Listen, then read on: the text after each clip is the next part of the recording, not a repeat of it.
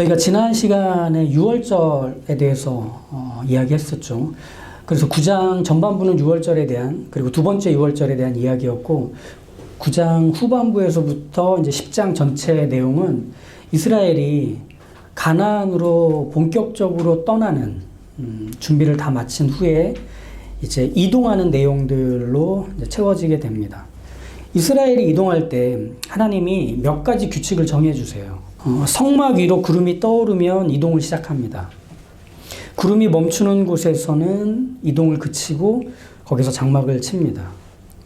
성막 위로 떠오른 이것은 낮에는 구름처럼 또 밤에는 불 모양처럼 각기 모양을 달리 했습니다. 마치 큰 지붕 같은 게 덮이는 게 낮이었고 따뜻한 불멍하는 그 불이 지펴지는 게 밤이었습니다. 구름 기둥과 불 기둥이 이스라엘의 출발과 멈춤을 알려주었다면 또 하나의 신호가 있었는데 그건 나팔 소리였습니다. 나팔을 부는 것은 소집과 이동, 그리고 전쟁 발발, 또 절기를 지킬 때 이 나팔을 제사장들에 의해 불게 하셨습니다. 왜냐하면 질서 있는 이 이동과 또 멈춤, 또 명령을 전달하는 체계를 갖추기 위해서 했던 거죠. 여러 가지 방식으로 나팔이 사용됐어요. 나팔을 작게 불면 하나님이 부르시는 거고, 나팔을 크게 불면 하나님을 부르는 용도로 씁니다. 모든 나팔을 크게 불면 이제 우아하면서 이동하는 것이고, 작게 불면 하나님이 무엇을 말씀하시기 위해 모으시는가 하며 소집하는 겁니다. 그리고 또 나팔을 하나를 가지고 작게 불면 온 회중이 소집되는 거고, 두 개를 가지고 작게 불면 지파의 지도자들이 소집되는, 그러니까 신호가 각기 좀 다릅니다. 이렇게 이동하고 또 멈추고 이동하고 멈추는 이 길에서 하나님이 정하신 이런 몇몇 가지 규칙들을 통해 이스라엘은 가나안까지 가게 될 겁니다. 그러고 보면 하나를 좀 생각해 보게 돼요. 불기둥과 구름기둥, 그리고 이 나팔 소리의 신호는 공통적으로 성막에서부터 나옵니다. 늘 이 성막과 하나님의 궤는 그들의 시작과 끝이 된다라고 기억하고 계시면 좋을 것 같아요. 이렇게 이스라엘이 시내산 아래의 시내 광야에 있을 때 성막 위로 구름이 떠오른 거, 그 날짜가 2년 2월 20일이었다고 나오거든요. 그리고 이제 구름이 멈춘 곳이 바란 광야라고 합니다. 계속 이제 이동이 됐다 하는 거죠. 오늘 우리가 볼 내용은 성막 위로 구름이 떠오르고 멈출 때마다, 또 나팔 소리가 크게 울릴 때마다 모세가 하나님 앞에서 기도했던 35절과 36절의 내용입니다. 모세는 이스라엘이 행진할 때 이 기도를 하고, 또 행진을 멈추게 될 때 또 이 기도를 합니다. 먼저 이동을 할 때는 35절에 여호와여 일어나사 주의 대적들을 흩으시고 주를 미워하는 자가 주 앞에서 도망하게 하소서라고 기도했고요. 이동을 멈추게 될 때 여호와여 이스라엘 종족들에게로 돌아오소서라고 또 기도를 했다고 합니다. 모세의 이 기도는 광야에서의 안전과 안정을 바라는 내용으로 채워져 있어요. 이스라엘이 이동할 때 혹시라도 누군가를 마주치게 될 수 있잖아요. 많은 무리가 이동을 하게 되니까. 그때 이스라엘과 마주하는 그들이 적이 되지 않기를, 하나님이 이 이스라엘을 지켜주시기를, 또 이스라엘이 한 곳에 머물러 쉬게 될 때 하나님도 그 이스라엘 안에 함께 들어오셔서 마치 이스라엘을 지키시는 큰 방벽같이 되어주시기를 라고 하는 기도죠. 이 모세의 기도는 사실 이스라엘의 지금의 형편에 근거한 기도였어요. 왜냐하면 이스라엘에게는 지금 스스로를 지킬 수 있는 방벽도, 칼과 방패도, 안전한 지형도 하나 없습니다. 외교적으로 도움을 구할 수 있는 든든한 나라와 민족도 그들에게는 없어요. 그냥 그들만 있어요. 광야에서 덩그러니. 가지고 있는 것도 없고 할 수 있는 것도 없고 의지할 데도 없는 이 광야에 덩그러니 놓여있는 이스라엘의 이 형편과 처지, 이게 모세의 기도의 배경이 되는 겁니다. 그렇다면 이 이스라엘이 모세의 기도를 들을 때 이렇게 들렸을 겁니다. 하나님은 우리의 산성이시고 방패이시고 반석이시고 요새이시고 피난처십니다 라고 하는 거죠. 이스라엘은 그렇게 하나님이 전부일 수밖에 없었던 광야였죠. 사실 이 모세의 기도는 어떤 면에서 되게 피상적이거든요. 그렇죠? 그게 어떻게 구체화되겠어요? 하나님이 성은 아니잖아요. 하나님이 반석도 아니죠. 해결할 대안이 없다 보니 보이지 않는 하나님을 동원해서 이 막막한 현실을 어떻게 모면해 보려는 좀 피상적인 희망을 던져서 잠시 마음을 좀 이렇게 안정시키는 목적으로 이런 기도를 했던 건가? 사실 우리 그런 기도 별로 안 좋아하거든요. 사고나 질병으로 아픈 분들에게 찾아가서 하나님이 치유의 광선을 바라셔서 침상에서 벌떡 일어나게 하실 겁니다. 라며 소망의 말을 하고 기도를 해주면 기분이 좀 좋을 수는 있지만 그 기도가 얼마나 허황된 건지는 침대에 누워있는 사람 자신이 가장 잘 알 겁니다. 더는 버틸 힘이 없어서 이제 가게를 폐업해야겠구나라고 할 때 시작은 미약하였으나 끝은 창대하게 하시는 하나님을 믿으시고 돈을 더 빌려서 잘 버텨보십시오 라고 하면 그런 하나님이지라고 생각은 할 수는 있겠지만 돈을 진짜 빌리러 갔을 때 그리고 돈을 갚아갈 때 그 상황은 모두 오롯이 자기 책임일 수밖에 없는, 말로는 뭐든지 할 수 있어요. 하지만 언제나 그렇듯 말하는 게 가장 쉽고 무책임하고 가벼워요. 이 피상적인 기도는 응답을 바라는 이들, 그게 현실이 되기를 바라는 이들에게는 헛된 희망을 심어서 더 괴롭히는 결과만 날 수도 있잖아요. 모세의 기도가 그렇게 보일 수도 있는 거예요. 광야에서 이동할 때, 또 멈춰서 장막을 펼칠 때마다 이 기도가 위로와 안심을 줬을지는 몰라도 사실 그 반대의 상황이라면 어떻게 됐을까? 그들이 이동할 때, 또 그들이 한 곳에 멈춰 있을 때 공격을 받거나 위협을 당하는 그 위기가 찾아왔을 때는 그 기도가 이루어지지 않은 거잖아요. 그땐 이게 뭐지라고 생각할 수밖에 없지 않을까요? 기도는 했다만 결과는 하나님이 내실 것이니 기다려봐라. 이게 무책임하잖아요. 사실 다음 주부터 이제 시작되는 진짜 민수기의 내용이 되는 부분, 이스라엘이 끊임없이 모세와 하나님을 원망하고 불평하고 그러면서 하나님과 옥신각신하는 이 내용들에서 보면 다 이 얘기예요. 너 거짓말했지, 우리한테. 하나님 너한테 아무 말도 안 한 거지. 그냥 우리 이렇게 속여가지고 끌고 왔는데 너 책임도 못 지고 있는 거지. 라고 하는 걸로 이스라엘 백성들이 모세와 하나님을 그렇게 원망하고 속상해합니다. 너 때문에 우리가 이렇게 됐다고. 배가 고플 때마다, 물이 없어 목마를 때마다, 위기에 처할 때마다, 불안해질 때마다 모세가 했던 말과 그의 기도는 현실에서 동떨어진 사기처럼 여겼던 것. 그게 이제 앞으로 우리가 보는 내용이죠. 사실 이건 모세가 떨기나무에서 하나님 만날 때 하나님한테 먼저 했던 얘기거든요. 이렇게 말했어요. 모세가 대답하여 이르되 그러나 그들이 나를 믿지 아니하며 내 말을 듣지 아니하고 이르기를 여호와께서 내게 나타나지 아니하셨다 하리이다. 모세가 먼저 알고 있었어요. 이스라엘을 돕기 위해, 하나님의 뜻을 이루기 위해 분연히 나섰는데 아무 일도 일어나지 않고 아무 일도 하지 않으셨던 하나님을 맛보고 나자 400년 동안 노예로 있는 이스라엘 입장에서는 그런 하나님이 도우신다고 하면 지난 400년간 왜 안 도우셨어요? 라고 먼저 떠오르지 않겠나? 내 인생에서도 그랬는데 이스라엘은 설득이 될까? 그런데 지금 이스라엘 앞에서 기도하고 있는 모세는 전혀 다른 모습으로 서 있습니다. 80세의 모세에게 나타나신 하나님은 모세를 설득하지 않으셨고 모세에게 자신을 보여주셨을 뿐입니다. 그리고 내가 너와 함께 하겠다라고 하는 약속을 주셨을 뿐입니다. 근데 그게 모세를 바꿔버렸어요. 왜? 그것만으로 충분했기 때문에. 어떻게 하나님을 보고 하나님의 약속을 받은 것만으로 모든 실망과 불신이 해소되었는지 사실은 모르겠어요. 신비한 일인 것 같아요. 40년을 하나님으로부터 숨어 살았는데 이게 이렇게 쉽게 바뀐다고? 사람이 그렇게 쉽게 납득하고 하나님을 인정하고 따를 수 있다고? 근데 그게 모세를 보면 되더라고요. 하나님을 듣고 하나님을 보면 하나님을 인정하게 됩니다. 이건 모세만 그랬던 게 아니라 우리가 또 한 사람을 떠올려 볼 수 있어요. 욥이죠. 욥은 한날에 모든 재산을 뺏겼고 아들과 딸도 같은 날 다 죽었어요. 몸에는 병이 생기고 아내는 하나님을 저주하며 죽으라고 욕하고 떠나버렸어요. 욥은 믿음으로 대담하게 이 닥쳐온 고난을 극복했느냐? 못했어요.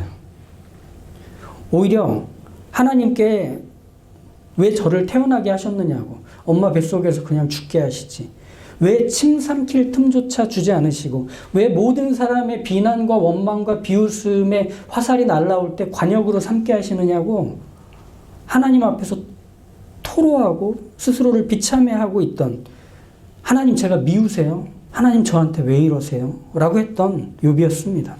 그때 하나님이 욥에게 나타나셨죠. 그래서 하나님 자신을 욥에게 쭉 얘기하십니다. 그 중에 한 부분을 좀 발췌해서 보면 이런 내용이 있어요. 타조는 즐거이 날개를 치나 학의 깃털과 날개 같겠느냐. 그것이 알을 땅에 버려두어 흙에서 더러워지게 하고 발에 깨어질 것이나 들짐승에게 밟힐 것을 생각하지 아니하고 그 새끼에게 모질게 대함이 제 새끼가 아닌 것처럼 하며 그 고생한 것이 헛되게 될지라도 두려워하지 아니하나니 이는 하나님이 지혜를 베풀지 아니하셨고 총명을 주지 아니함이라. 그러나 그것이 몸을 떨쳐 뛰어갈 때에는 말과 그 위에 탄 자를 우습게 여기느니라.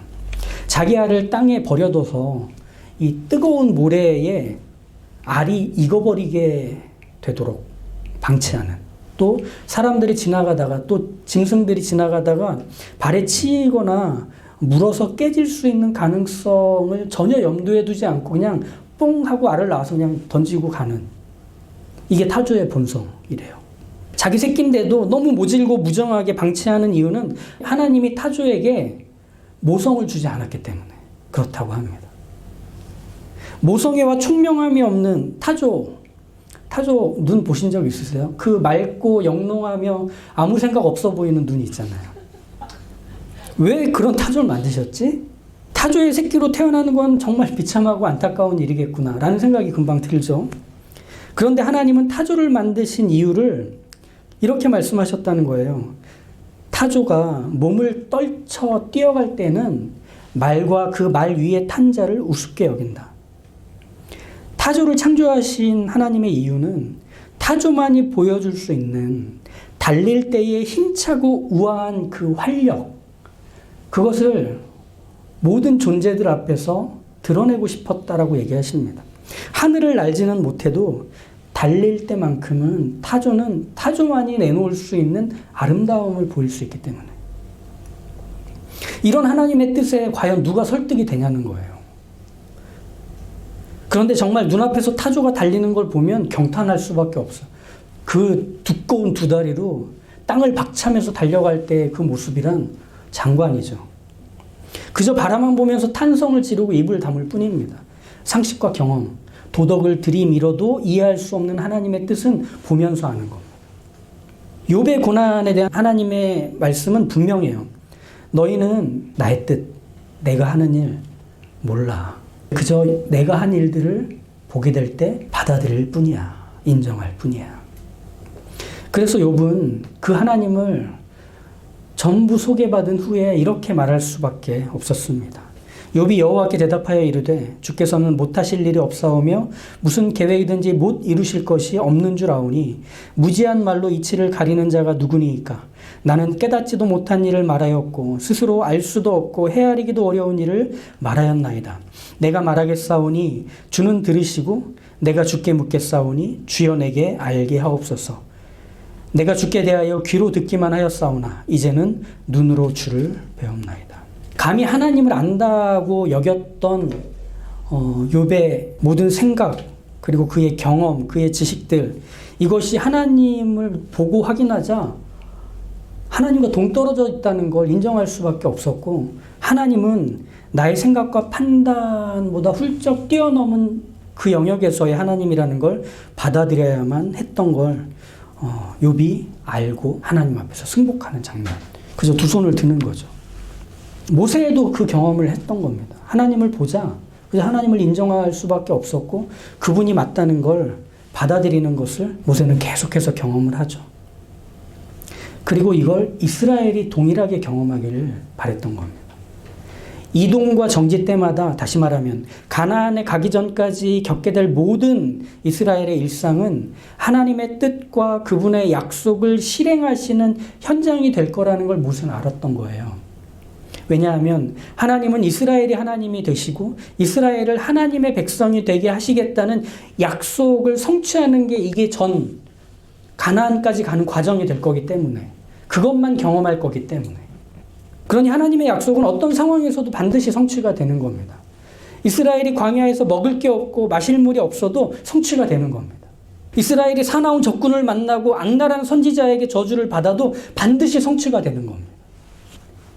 이스라엘이 거인 같은 가나안 족속들과 전쟁을 벌인다고 해도 그건 성취되고 있는 과정일 뿐입니다.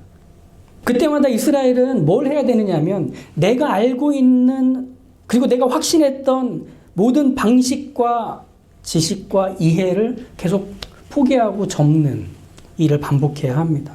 경험으로 얻은 지식과 깨달음을 하나님으로 대입해서 이해하기에는 우리의 지식과 깨달음이 얼마나 협소하고 얼마나 치우쳐 있는지를 받아들여야만 했던 겁니다. 과거엔 사실이었고 진리였고 답이었을지 몰라도 지금 바라보고 있는 그 하나님의 일하심 속에서는 전혀 어울리지 않는다는 걸 인정해야 했던 겁니다. 그게 광야인 거죠. 끊임없이 새로운 것들이 몰려드는 이 광야, 그리고 앞으로 들어가게 될 가나안에서의 이스라엘은 사실은 길을 잃기가 쉬웠을 거예요. 성읍과 집을 지어야 되고 군대와 제도를 정해야 되고 결혼하고 아이를 낳고 아이를 기르고 또 사랑하는 이가 죽으면 장례를 치르는 모든 일들을 겪는 그 순간과 순간에 이스라엘은 그런 낯선 일들을 겪을 때마다 익숙한 걸 데려왔을 거예요.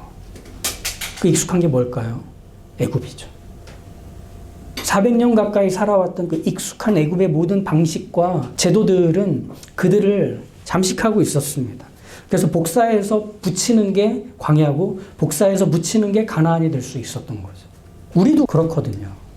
우리도 거기서 자유롭지 않더라고요. 장례식장에 가보면 알 수 있습니다. 저는 이제 목회자니까 장례가 좀 익숙한데 좀 젊으신 분들은 여전히 장례식장이 좀 낯설고 생소하실 거예요. 아직은. 장례식장에 가면 어떻게 조문해야 되는지 잘 이제 모르시죠. 그러다 보니 어른들이 했던 거, 또 전에 누구 하던 거 본 걸 가지고 그냥 그대로 합니다. 아휴, 평소에 법 없이도 사신 분이라서 좋은 곳으로 가셨을 거예요. 이런 말 합니다. 이렇게 극진히 장례를 치르셨으니 자손들이 큰 복을 받으실 거예요. 막 이런 말을 건네요. 그리스도인들조차도. 왠지 아세요? 중요한 문제, 급한 문제, 고통스러운 문제, 슬픈 문제를 마주할 때마다 아는 것을 쫓아가게 돼서 그래요. 익숙한 것을 금방 꺼내놓기 때문에. 익숙함은 언제나 하나님보다 가깝거든요. 그래서 나도 모르게 하나님보다 익숙함을 앞세워요. 그러면서 길을 잃어요. 내가 그리스도인인데 그리스도인 같지 않게 사는데도 뭔가 이상하다는 생각을 못한 채로 갈팡질팡해요. 모세는 이스라엘이 가나안에 들어가기 전까지 하나님이 누구시며 어떤 일을 어떤 뜻으로 하시는 분인지를 알게 되기를 간절히 바라고 있습니다. 왜? 광야에 있던 이스라엘 가만히 보니 하나님을 가장 가까이에서 또 자주 경험하고 보지만 그것이 하나님을 아는 것과는 전혀 이어지지 않는 여전히 애굽의 상태로 있는 이스라엘이었기 때문에 그런 점에서 지금 이스라엘에게 가장 필요한 건 하나님을 아는 것이고 인정하는 것입니다.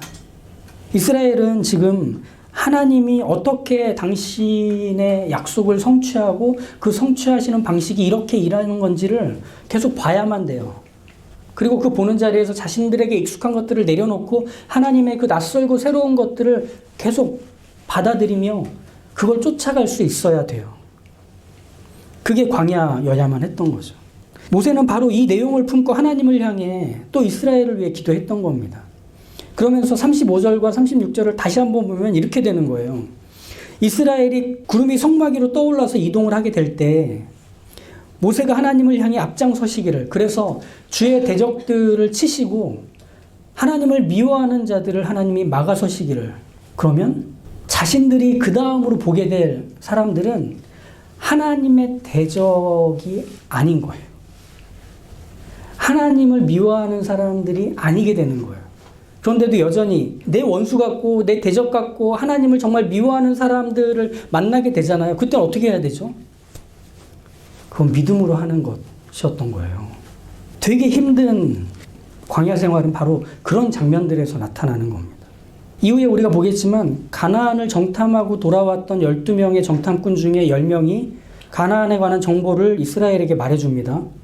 그때 이스라엘은 가나안에만 들어가면 고생 끝 행복 시작이라고 여겼는데 가나안에 있는 밭과 과수원에서는 굉장한 수확물들이 있지만 거기에는 거대한 거인들까지 함께 있다는 걸 확인합니다. 그들의 성읍과 성벽과 무기는 어마어마하다는 걸 듣습니다.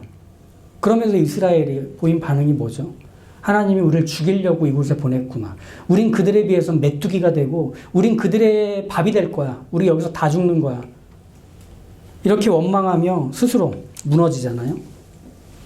이유는 그거였어요. 지금 이 정보들이 하나님을 지나서 온 정보라면, 그래서 자신들에게 지금 도달해온 이 정보라면 이것은 하나님보다 크지 않다는 것. 하나님의 필터를 거쳐서 돌아온 하나님의 선하심과 완전하심과 그 아름다우심을 드러낼 수 있는 것들이라는 걸 믿지 못하는 거예요. 자신들이 갖고 있는 지식과 판단과 기준 앞에서 자신들을 죽일 수밖에 없고 자신들의 행복한 미래를 만들 수 있는 그걸 막아서는 장애라고밖에 여길 수 없는 그런 인식이 있으니 하나님이 뭘 했는지는 볼 수가 없는 거죠. 이렇게 이스라엘은 광야에서 그들이 원하는 상황만 바라고 또 구했기 때문에 원망이 멈추지 않는 거예요. 불평이 끊이질 않는 거죠. 이 광야에서의 시간은 하나님을 보는 시간이었던 겁니다. 내가 알고 있는 것에 덧칠하고 또 그것들을 끊임없이 강화시켜가는 시간이 아니라 하나님이 무엇을 하셔서 지금 우리가 마주한 것들을 해석하고 이해하고 받아들이는지를 연습하는 시간이에요. 낯선 것, 이해가 되지 않는 것 속에서 하나님을 보는 거예요. 인생을 산다는 건 그런 거잖아요. 겨우 힘든 문제 하나 해결했다 싶으면 한숨도 돌리기 전에 수많은 문제가 사방에서 달려들어서 이건 또 뭐야 하는 게 우리가 사는 삶이잖아요. 누구도 쉬운 인생 없고 누구도 쉽게 못 살아요. 그게 다 똑같더라고요. 그런데 거기서 우리가 여기서 저기로 가며 어제에서 오늘로 가고 오늘에서 내일로 가는 모든 움직임과 살아내는 것들 속에 하나님은 앞서가 계십니다. 먼저가 계십니다. 성막 위에 구름이 떠오르면 이동하듯이 그리고 괴가 앞서가면 그 뒤를 쫓듯이 우리도 하나님의 뒤를 쫓을 뿐입니다. 우리가 아는 하나님, 우리가 인정하는 하나님은 고난이 사라지게 하고 문제에 답을 주시고 인생이 쉬워지게 하는 하나님이 아니신 거예요. 그런 하나님은 없어요. 이스라엘이 그랬듯, 욥이 그랬듯, 모세가 그랬듯 우리가 마주한 그 아프고 쓰린 사람과 상황과 문제들의 위와 아래와 앞과 뒤와 좌와 우를 가득 채우고 계신 하나님만 계실 뿐이에요.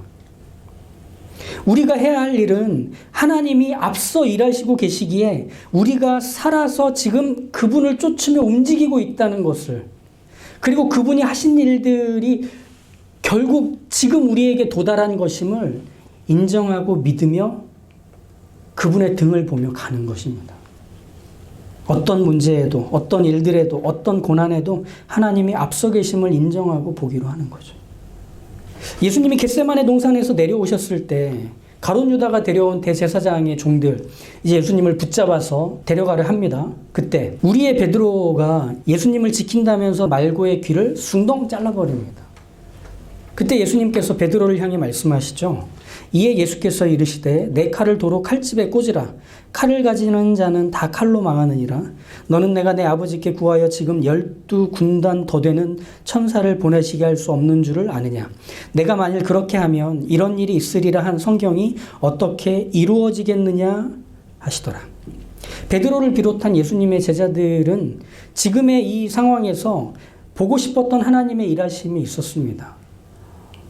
하나님의 강한 능력으로 예수님이 안전하게 지켜지는 것.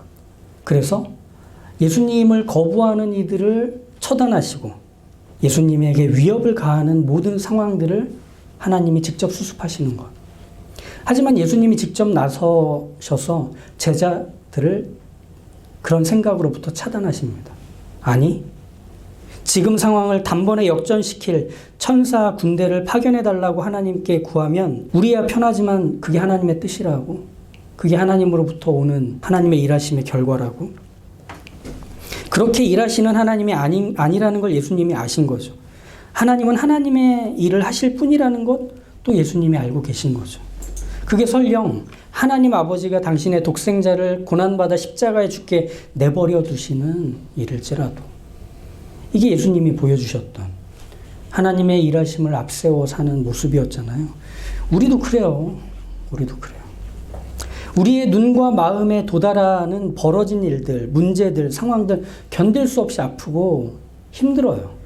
우리를 들쑤시며 이게 하나님이 하신 일이냐고 몰아세우면서 내가 뭘 잘못했나? 자책하기도 하고 하나님에게 원망과 불평을 던지기도 하는 그게 우리예요. 지금 우리에게 도달한 이 문제를 도무지 인정할 수도 받아들일 수도 없어서. 그런데 내게 도달한 것들은 하나님을 지나온 것입니다. 그게 우리가 믿는 바예요.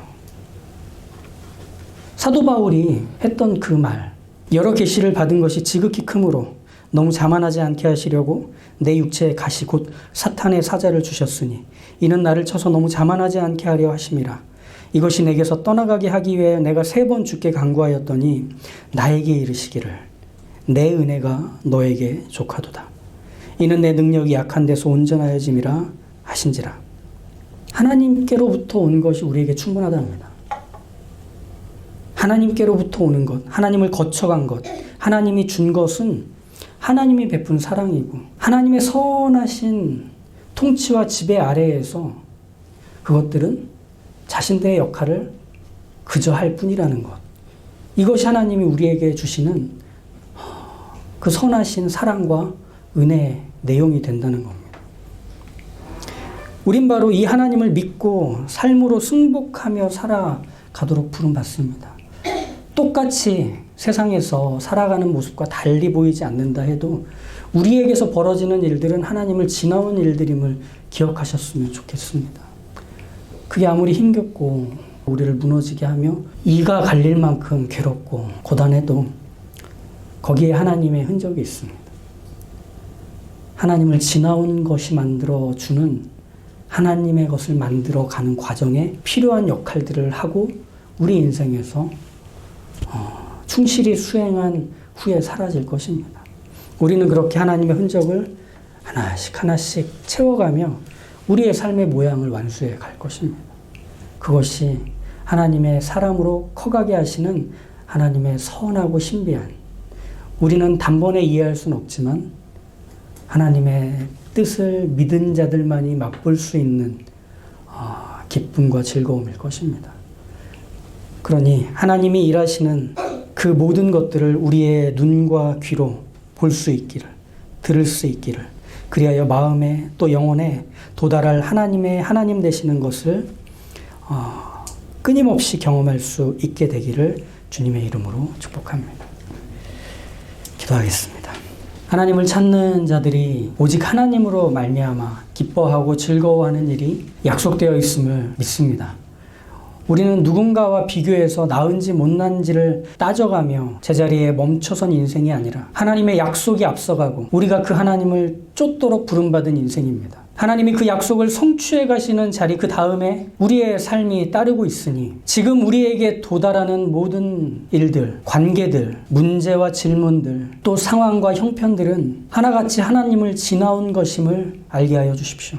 때로는 그것이 골리앗일 수 있고, 때로는 그것이 여리고 성벽일 수 있고, 때로는 그것이 여러 이름의 원수와 적들처럼 보일 수 있을지는 몰라도 하나님의 전능하심과 선하심과 다정하심과 하나님의 거룩하심과 아름다움을 지나와 그 흔적이 남겨져 있는 것으로 하나님이 기어이 그것들을 가지고 저희의 인생에서 하나님의 뜻을 완수하시며 하나님의 영광과 하나님의 아름다움을 저희의 인생에 깊이 박아 넣으셔서 하나님의 백성이요 하나님의 자녀로 만들어 가시도록 그것들이 일하고 있음을 믿음으로 기억하게 하여 주십시오. 지금 여러 가지 어려운 문제들과 곤란들을 겪고 있는 지체들이 있다면 하나님께서 앞서가고 계시다는 것, 우리의 앞과 뒤, 왼쪽과 오른쪽, 위와 아래를 채우시는 하나님이 계신다는 것을 이제는 귀로만 듣다 눈으로 보게 되는 하나님의 사람들의 생애 되도록 도우시고 함께하여 주십시오. 예수님의 이름으로 기도합니다. 아멘.